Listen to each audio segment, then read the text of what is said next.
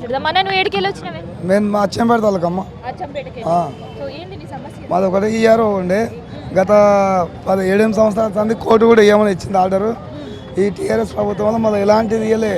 అది ఇక్కడ నగరకరంలో ఇది ఏమారకు తిరిగి అక్కడ తిరిగి ఇక్కడ తిరిగినే ఆశకు వచ్చింది.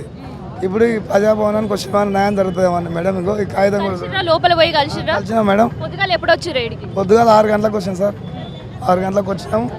నైట్ వచ్చినా అచ్చంపేట నుంచి దొరకదేమని ఇప్పుడు పొద్దుగాల వెళ్ళిపోయినా వాడికి ఏమైనా న్యాయం జరగవచ్చు అని అనుకుంటున్నాం. లోపల సబ్మిట్ చేసిరా మీకు సంబంధించిన పేపర్స్? ఇచ్చినాము. ఆ సార్ ప్రకాష్ నగర్ ఎక్స్టెన్షన్ నుంచే అదే ఏమంటారు బస్తీలో మొత్తం అది రౌడిజం చేస్తున్నారు అందరూ కలిసి.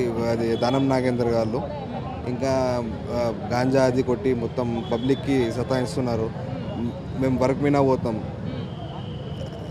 काम पे जाते हम लोग पूरे जने. यहाँ लेडीज़ रहते घर पे आके डोर मारना पूछना क्या हुआ, फाइनल क्या बोल रहे आप लोग, बेच रहे क्या घर, जो भी है सेटल कर लो नहीं तो बाद में आप लोगों को रोड पे आना पड़ता बोल के साथ धमका रहे हम लोगों को पूरों को.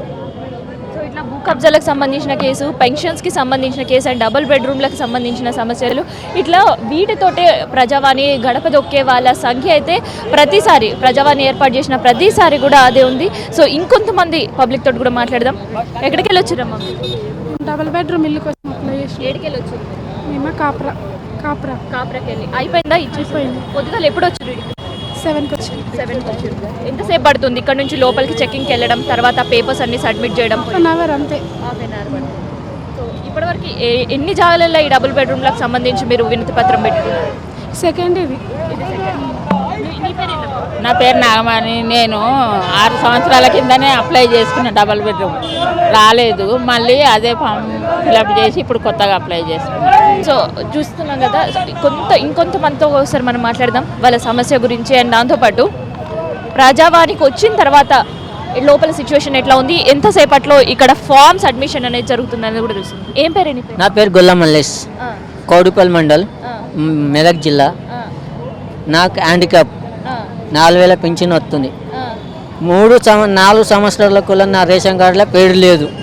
మొత్తం ఎక్కడ పోయినా చచ్చినట్టే పేరు ఉంది, రేషన్ కార్డులో పేరు లేదు, ఏం లేదు.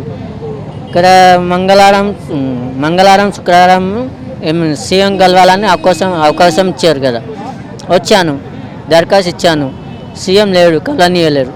అది నా అభ్యంతరం. నాకు మెయిన్ పాయింట్ నాకు ఆల్రెడీ 6 గ్యారెంటీలకు సంబంధించిన దరఖాస్తు చేసుకోవాలని ఇచ్చారు కదా. ఇచ్చారు చేస్తుండు. ఈయన చేసే పని 100% చేస్తాడు. కలెక్టర్ ఆఫీస్ అంతా CM thank you, KCR thank, అందరు థ్యాంక్ అయినా ఎవరు పట్టించుకోలేదు.